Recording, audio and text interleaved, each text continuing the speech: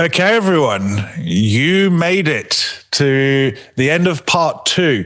We're going to do the Q&A. I'm hoping that those of you who were there at Sukkot, actually, that Curtis and I, we can tell the difference between the dynamic between how the teaching was given at Sukkot and how we're giving it now.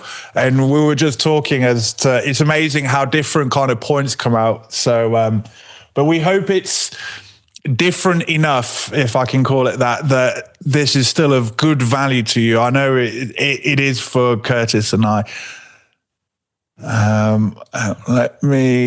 Right, we've got 3 hands up. Let's go with Nancy first. I'll ask you to unmute there. Shabbat shalom, Nancy. Shabbat shalom to both of you. Look at you. I like the hat. Oh, thank you. First of all, I just want to thank both of you for the amount of time you must pour into studying, because it's just amazing the way you can pull it together. I'm new to Torah and still trying to work out the kinks, still dealing with Christian friends that don't understand. I'm not having a problem believing. I hear what you're saying and it makes total sense to me. So I do believe that this was the time for me to hear all of this. My question today, in the beginning of the teaching, you mentioned about learning knowledge, gaining knowledge, but not finding the truth. And I feel like so much of what I thought was true is no longer, that I'm kind of, gun shy about what is the truth. And also, what would be something that I could see or feel or understand or whatever to know whether there is reverence versus just fear? It's a good question. Yeah. It's almost like a two questions in one there, that, you got the thing of where does knowledge sit, because, and then the thing of the reverence, is it coming from a place of fear or reverence? When it comes to knowledge, there is a place to learn knowledge, right? Especially when we're newer to the faith, we learn information, and the information needs to be there. We need that foundation, truth. You need the correct information and the correct understanding of the scriptures.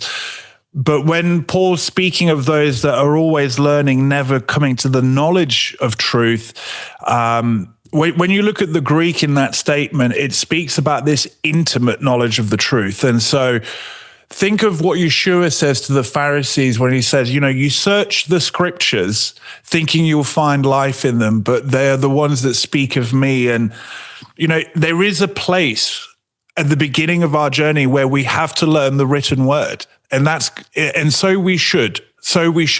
Knowledge is the beginning of wisdom, and so is the fear of Yah. But when we don't have that reverence in place, and when we stagnate in our journey, we remain at the place of knowledge. And so, this is where you end up with, like the Pharisees, incredibly full of knowledge, but that word had not become living in their life. And so when we read that scripture, always learning, never coming to the knowledge of truth, there is a place for learning. There is a place for knowledge.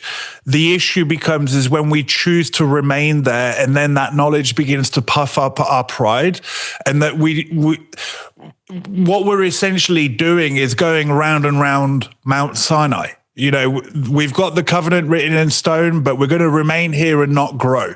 I think that's the crime there, is to when we don't grow, and that the word goes from being written to become living in our lives, going from understanding to application, because the knowledge is there it should, here's the information, now go do it, right? And I think this is the missing link that people have. They're not applying. And that's where we start falling into this thing of always learning, amassing information, but that information not changing our lives and not changing our hearts, you know? So my encouragement is don't be afraid to learn. The issue is when we stay in the learning for learning's sake, you know, when we choose to remain in the classroom environment as opposed to going forth and applying.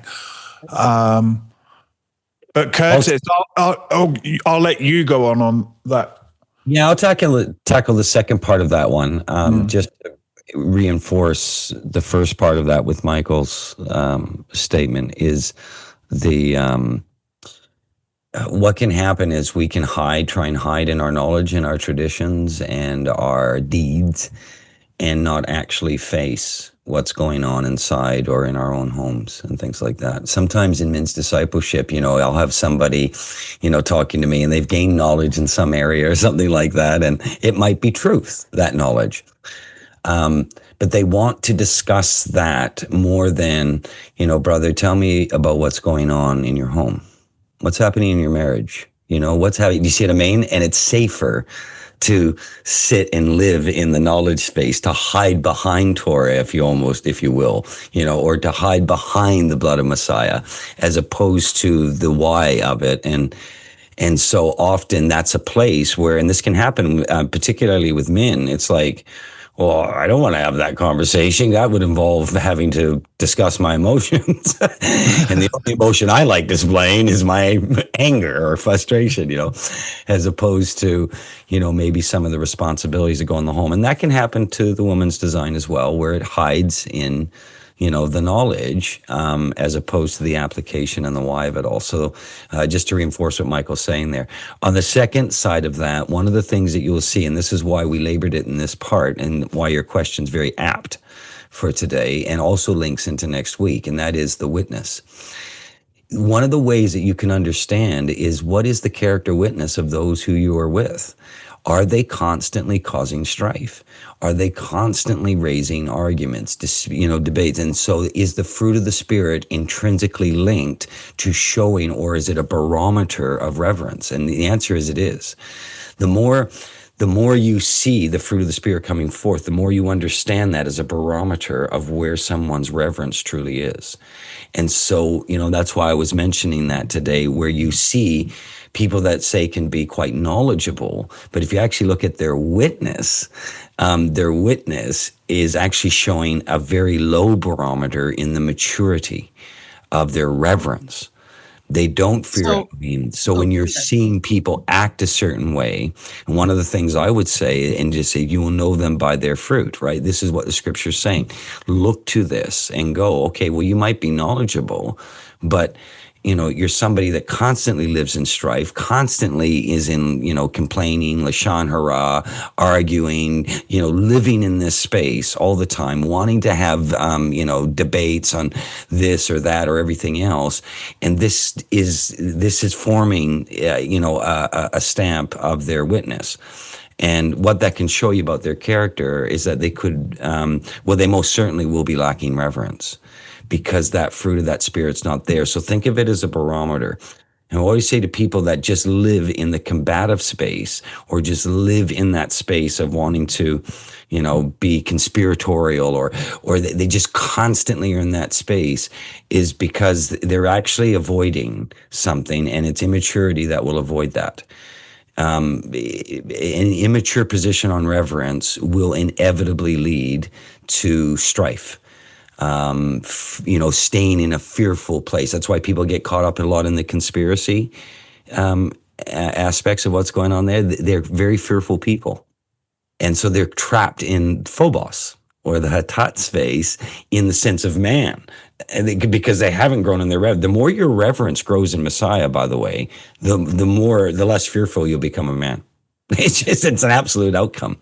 So if I'm seeing those changes in my behavior, in my attitude, in my heart attitude, then I'm probably in the right place.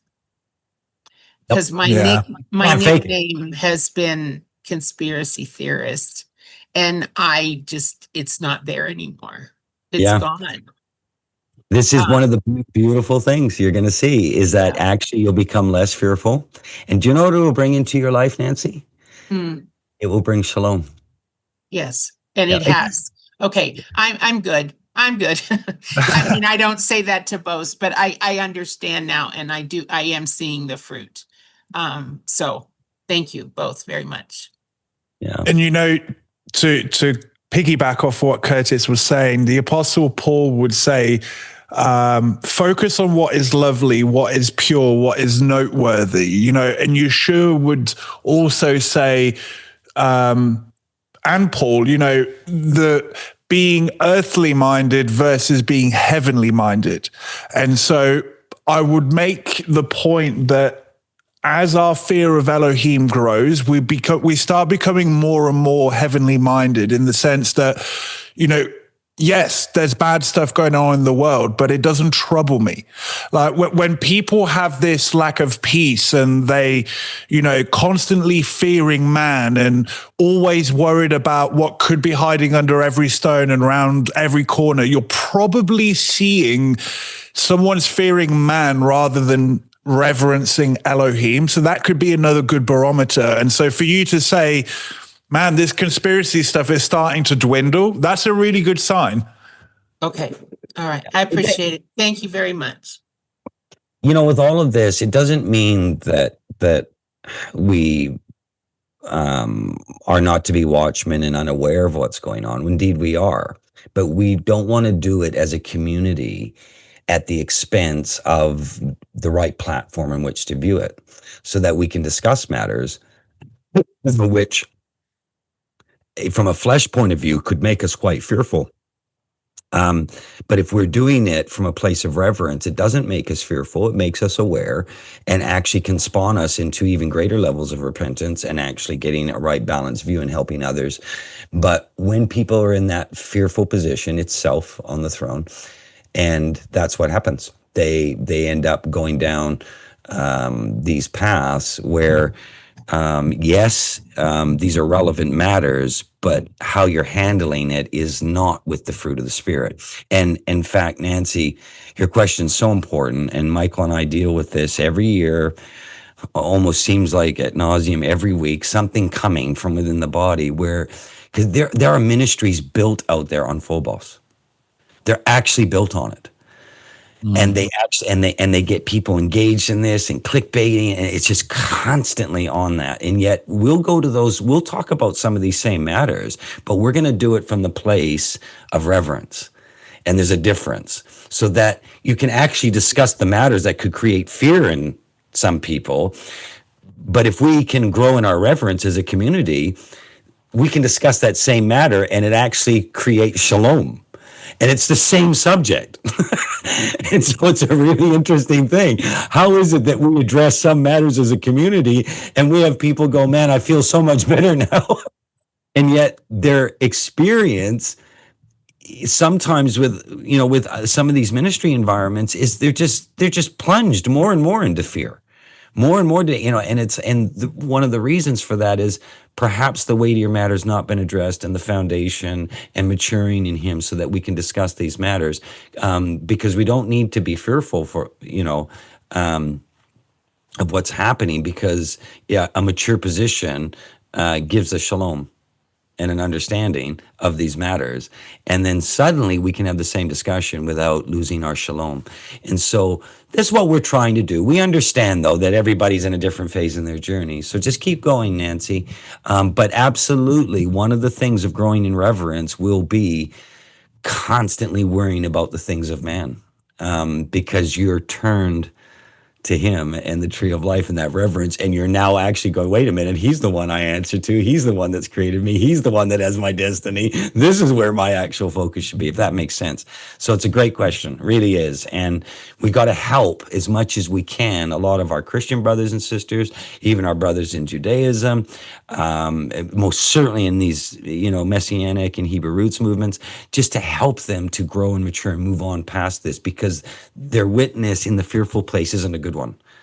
It's actually quite bad, and it plays out on social media. It plays out in their marriages. It plays out in their relationships with each other, and we're constantly dealing with that noise until people mature. And one of the classic aspects of people maturing is their reverence in Elohim will grow. You know, and it's a much better environment to be in. It certainly makes for much better Sukkot. You know, that's for sure. Anyway, great question, Nancy. Thank you. Let's go with Trisha. Shabbat shalom. Can you hear me? Yes, we can. Sorry, I don't know how to work the Shabbat microphone on shalom. the computer. So Shabbat shalom. Okay, I'm going to preface myself by saying, hold on to your seats because I had two questions, and then upon looking at them, they got like really long. So it's like 4 questions maybe, all into like 2. No, you're not allowed to have 4 questions, Trisha. You know the rules, so make it a good one. Okay. Well, like I feel like they all kind of blend together too, and I feel like I also kind of know the answer for them, but I want to get like some other information. Okay. All right. My first one is, it says, how can those we walk with affect our reverence of Yah? Because you guys talk about seeing Messiah in each other. And we also know that like a lot of harm has been done with the best of intentions. And also, could we end up showing more reverence to people than Yah? For example, like people like their ears being tickled, and how the people liked when the prophets prophesied falsely versus like when Jeremiah came in there, like they put him in stocks, and there was like absolutely not happening here. Okay, and that was my first question. Sorry. And then my second question is, you talked about we can base how we see like Yah and Yeshua off of like our past backgrounds of like Christianity. And for me, it was either Jesus was all love, or it was like you go straight to hell. There's like no pass go, no collect $500. And like, how do we go about not losing the fact that like Yah loves us so much, but also getting an understanding that the Lion of Judah is coming back? And is this perhaps part of that like spiritual journey you shared? And to me, it seems that phobos, fear, reverence is more there when we have like a fear of him. And it's kind of like when a child has a good example of parents, where mom is usually love and nurture and dad is fear and correction, but both working together, they both have love for the child. And if we haven't had a good example of that as parents, as people, if we haven't had that good example of parents, does that make it harder for us to understand this reverence of Yah? And or is that where our overcoming comes into play? Or perhaps do we have more reverence because literally the king of the universe has taken that parental role for us if we haven't had good parents? There you go. That was my 2 questions. I'll give you one part of that anyway. The more that our reverence matures, the more likely we are to not only hasten his coming, his desire to see him, but embrace him, right? Because we've learned to trust him. You see, if we haven't learned to trust him, we'll be very fearful of this. And so this is this whole thing. When the T-Rex shows up, are we gonna hug him and be with him? No. Because we know. So we want to be on the right side of this. But if we approach the T-Rex without mature reverence, then there's a need for that T-Rex to remind us, to use the little parable today. So we want to be, a bride looks for her bridegroom. This is the whole spiritual analogy, right? She's looking to, for the light of his lamp, for his appearance, so that she can run out to meet him. But that is a position of trust. You see those that aren't in that position, that are in the phobos position, as recorded in Revelation, they're hiding themselves under rocks. Like they're terrified of that. You see what I mean? There's a very different position going on, isn't there? And what we're trying to say is that one has grown in a healthy, true, mature, reverent way. One most certainly has not. And so their reactions are very different to Elohim appearing. Right. So, and that's all based on that maturity, and that maturity most certainly is linked to reverence, is what we're saying, is that we've actually gone in this place. And so a true, healthy, reverent position is not fearing the coming of the bridegroom. Indeed, it's looking for it, to it, and wanting it to be. And so there's 2 positions. All Hasatan can do is now deceive us, into thinking, well, that's where I'm at. And then suddenly you're facing the teeth, right? Or we learn the true faith and we know exactly what is coming, why it's coming. And we're not in that fearful position. It should be of no surprise to any of us that the heavens are going to roll up like a scroll, the elements are going to melt with a fervent heat, and the earth and every mountain is going to be moved out of its place. See, to those in a reverent position, that's expected. But they also know which side of the Elohim they're on. But if you've suddenly got a surprise, wait a minute, I was supposed to be raptured, and isn't it a white, effeminate, long-haired, blue-eyed hippie Messiah that's supposed to be showing up and loving everyone? Like, what is this, right? Then totally you're going to go to the place you see described in Revelation. If you're on the mature, reverent position, then you'll understand that Moedima, it's playing out, why it's playing out, who he is, you've learned to trust him and whatnot. So even though he's an Elohim that changeth not, your position has changed, not his. That's the whole key. And we actually get into the third part regarding the bride of Messiah.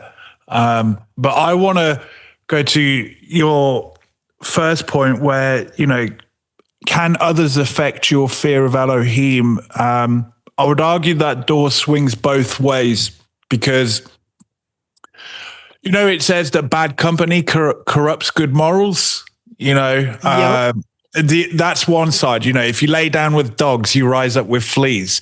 And so who we associate ourselves with does profoundly impact our behavior, our character, ultimately what goes on in the gray matter between the two ears. But that door does swing both ways. Again, why would Paul say focus on what is lovely, what is pure, and so by extension, who do you associate with? Because one thing I found is over my years in discipleship, there's just we all meet people that they exude certain characteristics that that's Yah in them. You just know it's not them, it's Yah growing in them. And I've had experiences where a brother has said or done something, and you're watching it, and it's inspiring, humbling, convicting, all at the same time. Because it's inspiring, because you're like, my goodness, that has to be Elohim in them. But it's convicting because it reminds you of what you're not, and and so you asked a question, can those we associate with affect our fear of Elohim? I would argue yes, and that door swings both ways. Like, if you're going to associate with complacent, spiritually adulterous people, you are going to become complacent and spiritually adulterous. If you associate with people that lack reverence, you will start becoming irreverent, whether you like it or not. But that's why I believe discipleship and, community and, having others around you with the same goal is so important. This is why we say as a community, let's help each other have the best judgment day possible, because it rubs off. And I know that there's, guys that I'm in discipleship with, and they uplift me, they inspire me, and they convict me all at the same time. And that's good for me. It's good for me because it's you see this pattern in scripture all the time where Yah goes, this is what you look like, but here's some hope. He never just leaves it on a negative. He says, look, let's be real. But let me show you how you can go from where you're at to where you could be. And so this is why I believe having others in the faith, on the true faith, in the true faith, that our understanding reverency is important, because we're fickle creatures. I heard a saying, I don't know where I got it from, you are the sum total of all your inputs. you know, and that can be, I mean, it manifests physically. You are what you eat, literally you are, but that also manifests emotionally and spiritually. And so I think what I'm really trying to say is let's be around people that are beginning to grow in the fear of Yah, because it can only do us good. Yeah. I was actually watching, I don't know what Torah portion it was of yours the other day, because we've been trying to do them like every Shabbat. And you had mentioned about like us being fickle and how easily we forget like the good stuff that Yah's done in our lives. When something gets like really hard, we're like, oh my gosh, the whole world is falling down. And it brought comfort because yeah, I can get to that place. But then on the other hand, like I walk with sisters that are like, did you already forget what Yah did over here? That he can't do it over here. And I'm like, oh my goodness, that's that like good stinging pain, if that makes sense. Yeah. It is. All right, thank you guys so very much, and Shabbat Shalom. Bless you, Trisha. Shalom. Yeah, it behooves us to really, think about, I mean, the more that you live in a place of reverence, the more that you can enjoy, you can have joy. And that joy leads to much healthier fellowship. And you could look at an issue a brother or sister is struggling with, and suddenly it's not, it's more, yeah, I understand. It's okay. Let's get there. Let's get across the line. Yep, you're struggling with that, or you're doing, and suddenly you're not living in this whitewashed, self-righteous environment. You're actually going, no, let's actually help each other get across the line. It's okay, brother and sister. We all struggle at times. We all have matters we need to overcome, things like that. But you can't do that from the Phobos place. You can't do that stating from the place of Hatat. You just can't. You won't. It'll paralyze you. And so this is why we want to grow in that, because as our reverence matures, so is our ability to overcome, in any matter. And our emotions will rule us less and less as we do. But people that are ruled by their emotions, it is dramatically showing you the barometer of where their reverence is at. They just don't have it yet. So we want to help people get there. So that the emotions aren't being what determines and defines our relationship with each other. Like I say, right down from the marriage covenant to children, to brothers and sisters, and to our Roman friends and family as well. It affects everything. Yeah. All right. Last but not least, Sean and Charlene. Oh, hi. There's Sean back there. I see your husband waving in the background there. Now, you two are only allowed one question. I know. So I got this community so good, so engaged that it comes up with 3 or 4 questions every time. Together, move strategically. Yeah, I know. Well, I wanted to start though with a quick maybe confession / testimony. Very short about what you're speaking of, because as you're talking about Phobos, there's some women in the community right now probably watching that could say, yeah, Charlene's been in Phobos. My husband will say, Charlene's been in Phobos. And part of the reason is a thawing out after coming off some medications. And I have ladies walking me through that. But I guess what I want to say about that is a testimony to that is I kind of see Phobos. I mean, it's very obvious when you're in Phobos, you're not walking in the spirit because you don't display any. I was just going through that last night, ticking them up: love, joy, peace, patience, kindness. I've been none of those things when I'm in that state. And my heartbreak last night, and part of my prayer last night was, Father, help me to be a better witness. This is a terrible witness to my kids, to my to my family, etc. So I'm putting that out there as a confession, I think. And also maybe as an encouragement for those that might be in this process also of thawing out or numbing, if they're coming off medications or coming off of anything that we've numbed ourselves with. I think of also, I wonder if the world, the unbelieving and the believing world, that we experience Phobos, and instead of going through the process that you guys are talking about, we numb it with whatever it is, whether it's antidepressants, whether it's alcohol, whether it's food, whether it's knowledge, whether it's, working workaholic. And so I guess my point there is, first of all, there's a whole bunch of people that are going to need to have the support that you're talking about to understand and know the process.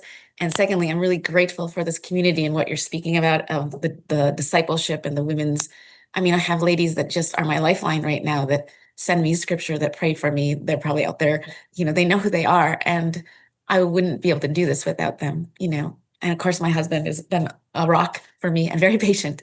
But I guess I'm just saying, this process is hard and challenging, but necessary.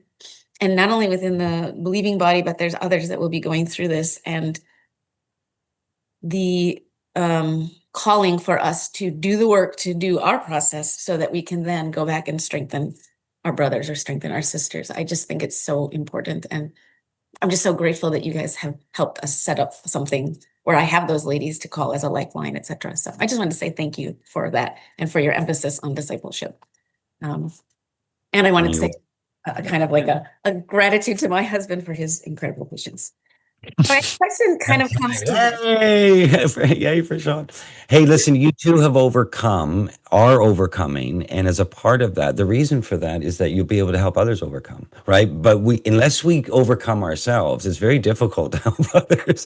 And not only that, too, we don't have, like I say, the true authority comes from overcoming in this world. And so that's the journey. And that's why we shouldn't be beating each other up while we're in the process of overcoming and doing certain things, because there's a reason for it.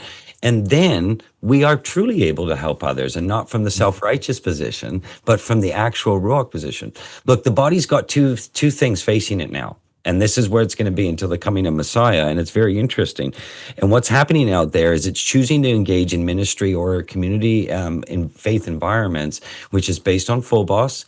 It's grounded in being political, not biblical. And now they're learning from AI.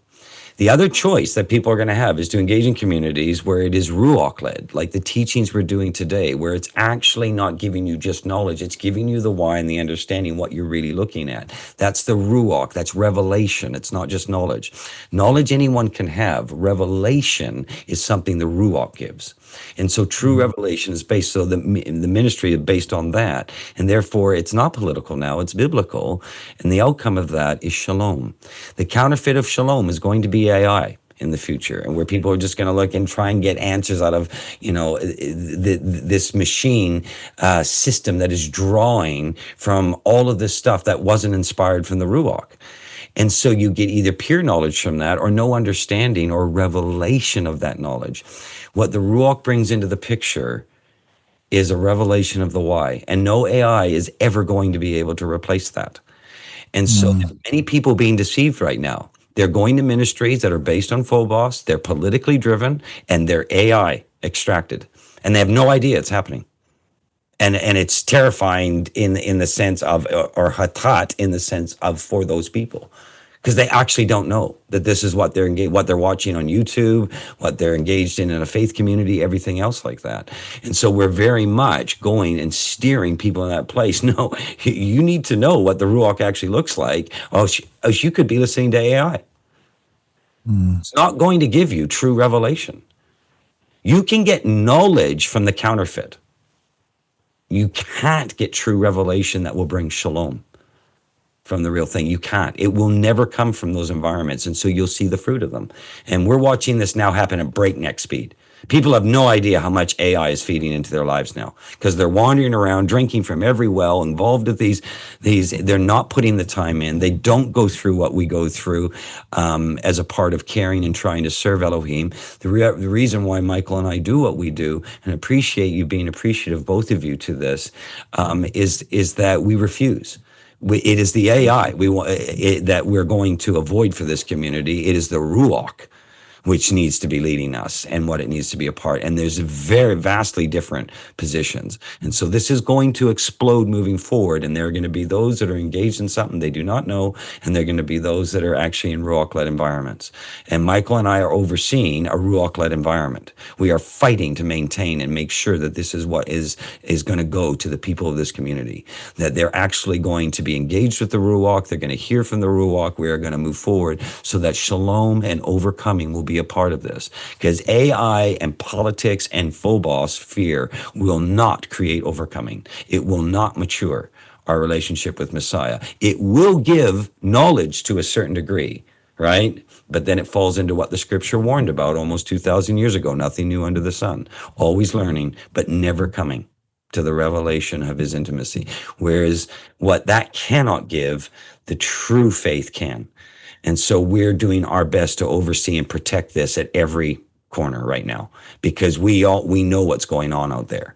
We know there's teachings that are based on AI that are under the guise of Messianic and Hebrew roots movements, and because they're talking Torah, that suddenly this is the Ruach.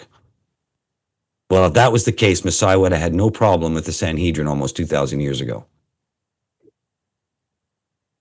Like, this is not a joke now. There are people dieting on AI and they have no idea. Yeah, and so we're doing what we can to make sure that we protect this community and oversee, because of the reverence we have for Messiah's people, that's not going to be allowed in to this space. We need the Ruach right now. It's the only thing that it's going to have that is going to protect us and maintain our shalom moving forward. This world is about to take a Rubicon. It's going to cross the Rubicon of AI. And there'll be those that end up completely engrossed in it. And for the most part, a lot of them will be deceived. They're being deceived now. So yeah. Should I ask my one question if I had? Yes. My question is, I think that I've heard you guys say in the past that we'll be learning even in the glorified state.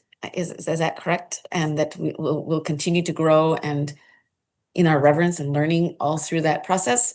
Or is that a perfected state? And the reason, and I'm asking that because the flip side of that, can the bride still fall or fall again, maybe based on some hints you've had, or you know what I'm saying? Is the reason for this intense test here? I think I've heard you say that before, but to just wring out all of that so that it would be unlikely, but is it still, I guess, possible? The answer is surprisingly simple. Like, it's a deep one, but it's surprisingly simple. And it all centers around free will. That's it. Sovereign choice. Yah doesn't want robots, because if he wanted perfection or obedience for obedience sake, he could, boom, right? He could have it. He's chosen that he wants his bride to have free will.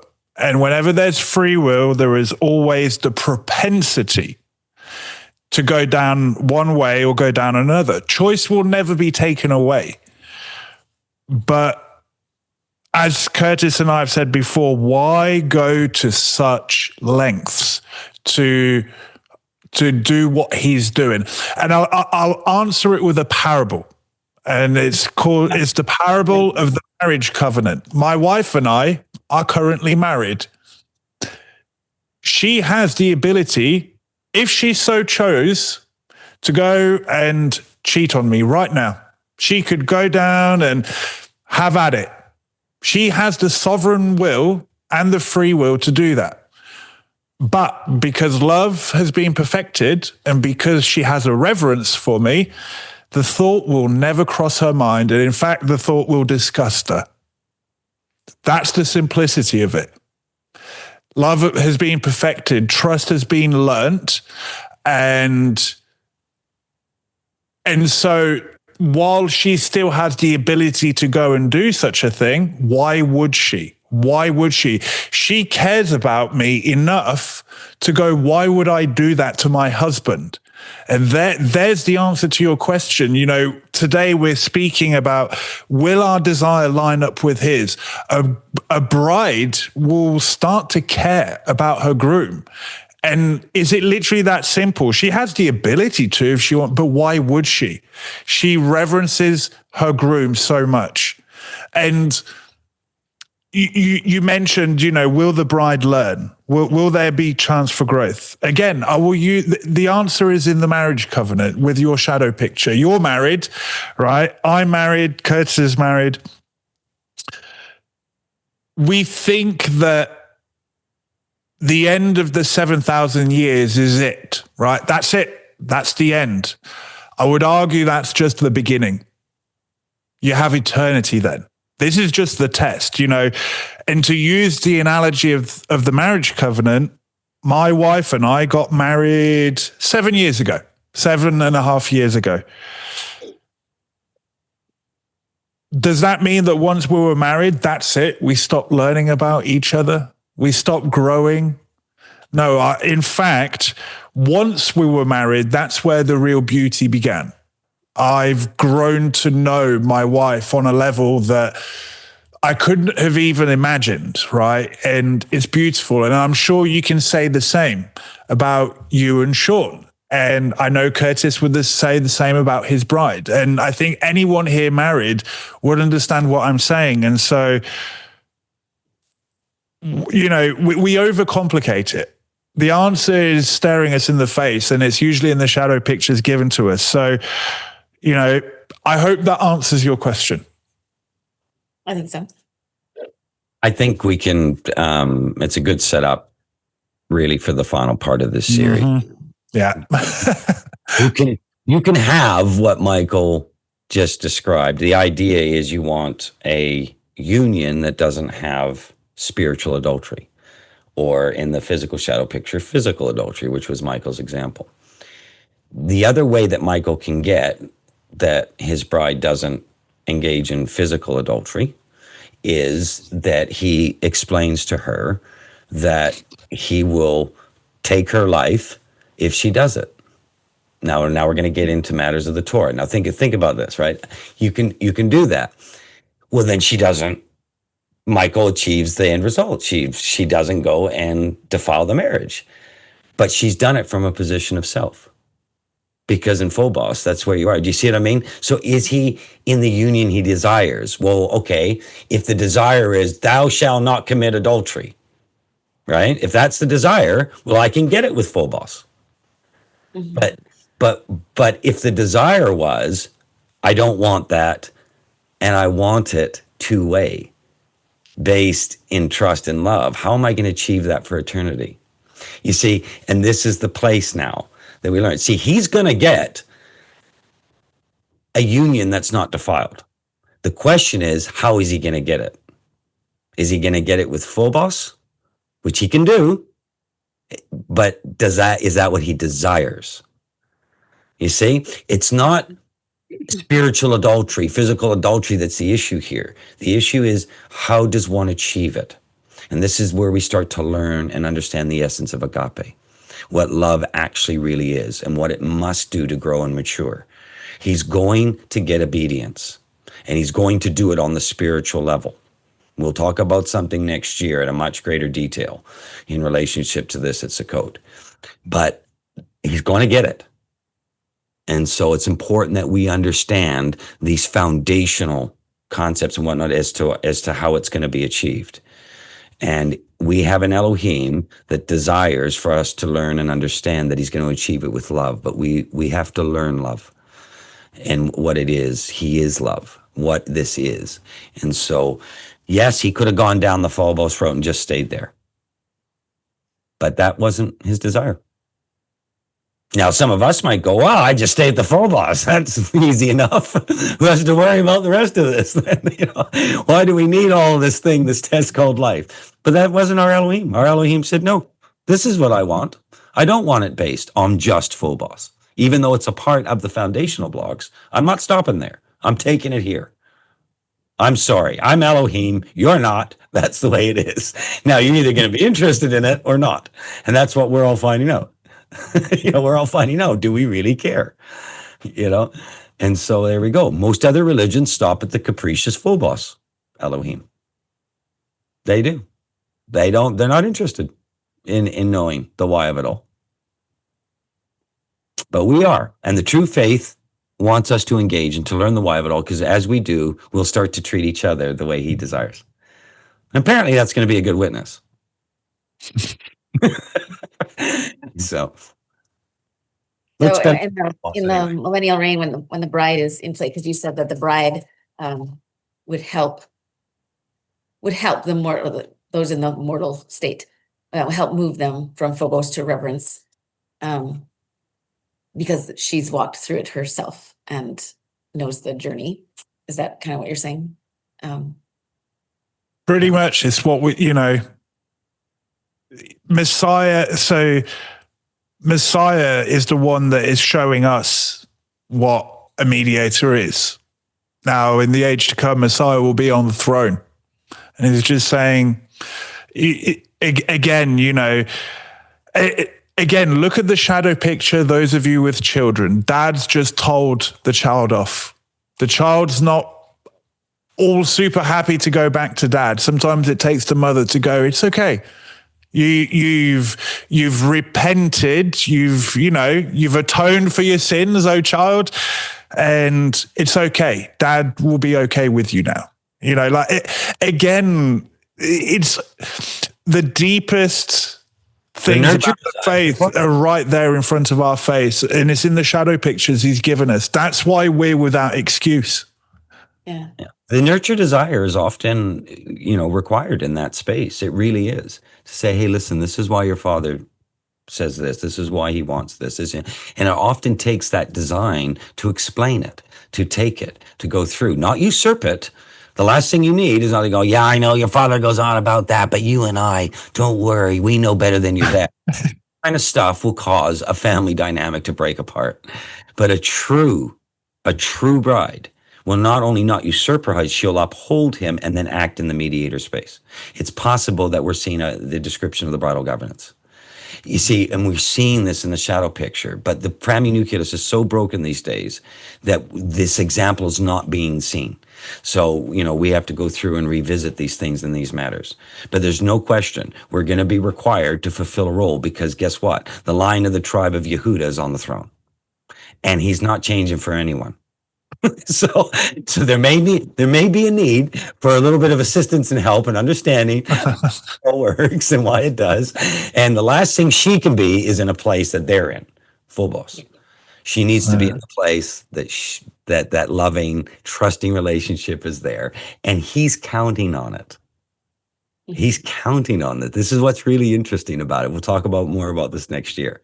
In fact, there's something so necessary that his desire won't be fulfilled unless his governance gets this, his scepter. His scepter will need to achieve this, because his desire is not that everybody remain in the place as described during the wrath of Elohim, during the fulfillment of the fall Moedim. That is not his desire, that everyone stays in that place.